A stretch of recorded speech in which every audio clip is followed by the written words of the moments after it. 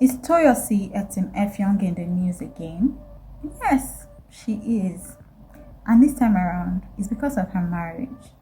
Well, if we're to be frank, most of the time she's in the news because of her marriage, talking about her marriage, sharing experiences that she's had since she got married to Nollywood actor Daniel Etim Effiong. In this video, I'm going to be analyzing how the media entrepreneur may be an anxiously attached lover and how it has been manifesting, especially with the way the news of her discussing her marriage and some of the challenges that she has faced in her marriage keep coming up. Anyway, let's get right into it. Let's talk about the girls. Let's talk about the women. Year one and year two were a bit rough. There was a lot of attention. You were getting a lot of attention from women. You were getting a lot of attention from women. And I was almost losing my mind then. Remember when I don't even want to remember, but just that whole trying to go through your phone, find out who this person is, and then asking questions, and you'll change your password and I will find the password because it's my work. You know, I studied journalism, right? So I don't investigate.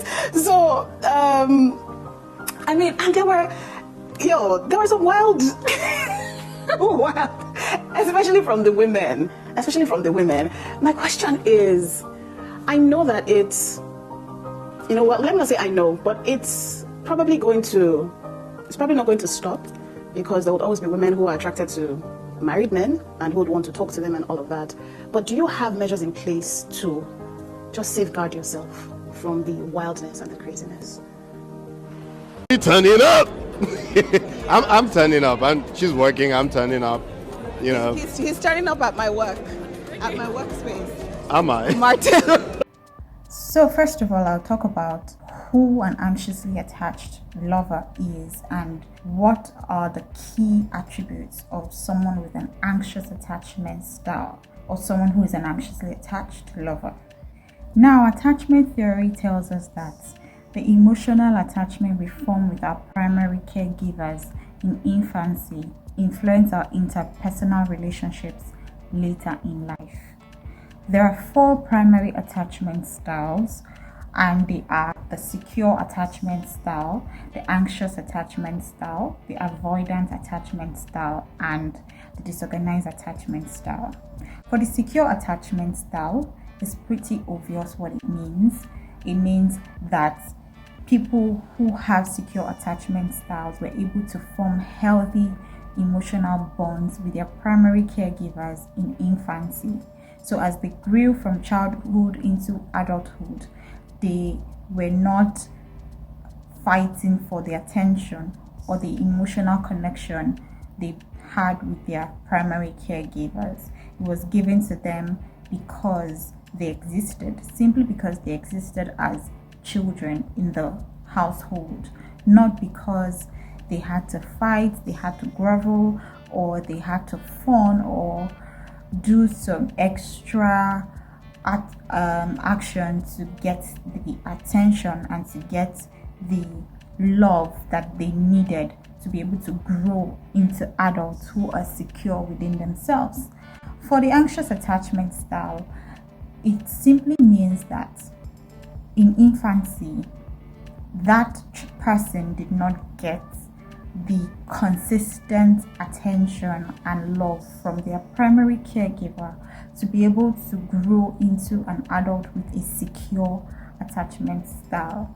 So the primary caregiver, which most times is the mother, did not give the child the consistent attention and love, or did not take the time to form a deep and close emotional intimacy, or was neglectful of the emotional needs of the child right from infancy, which made the child yearn for the attention, yearn for the love, and the constant yearning because of the inconsistent emotional attention and love, or let me not say love, let me say emotional attention and attentiveness and emotional intimacy caused the person to become anxious. So they're worried and they're afraid, or sometimes neglect happened, and that's why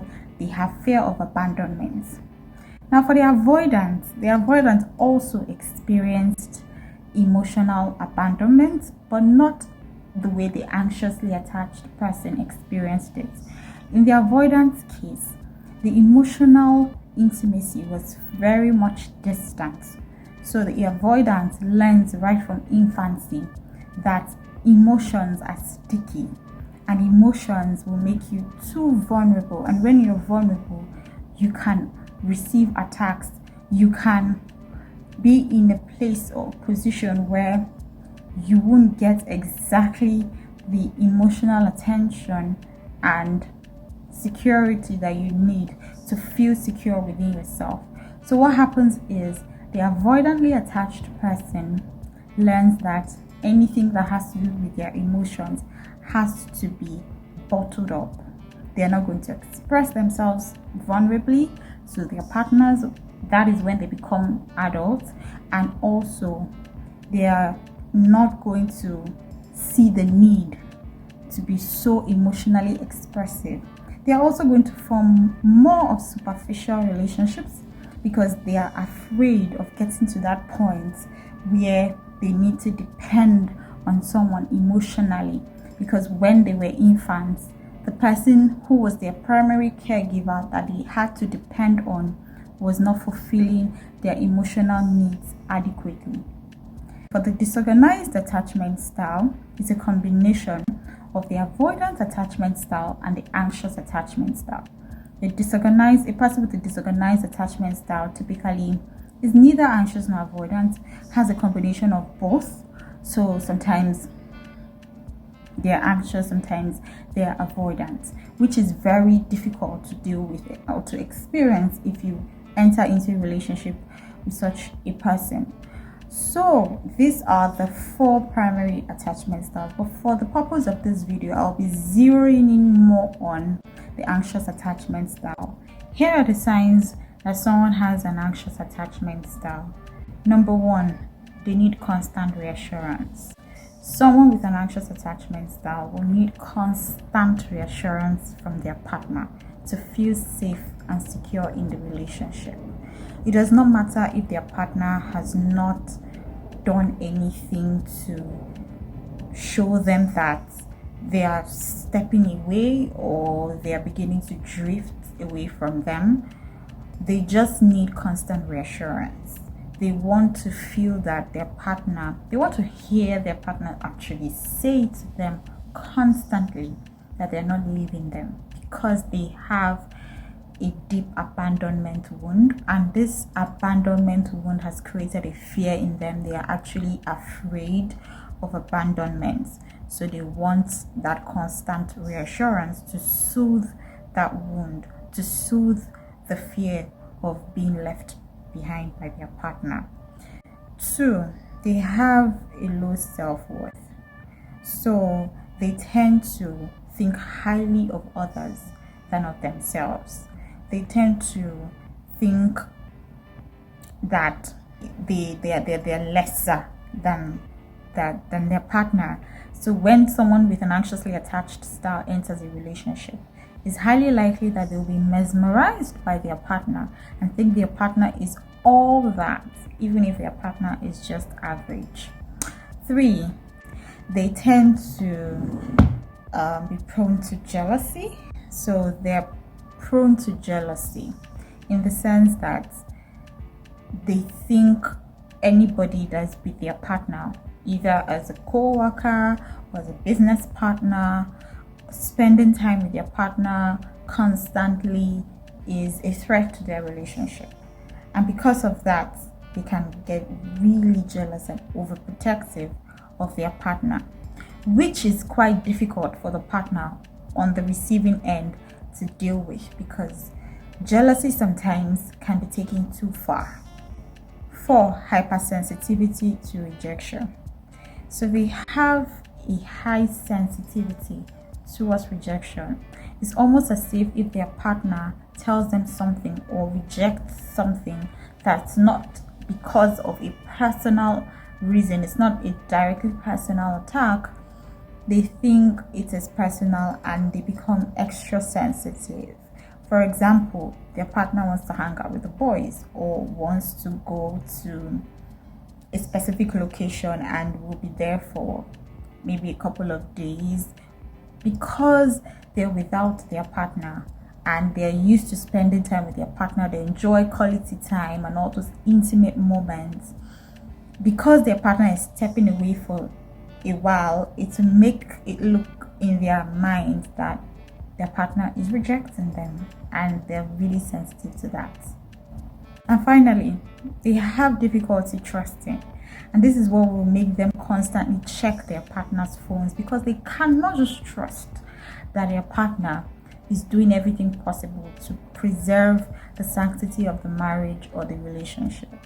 They constantly need to check the phone to see who the partner is talking to try to find out who is trying to take or snatch their partner from them, and things like that.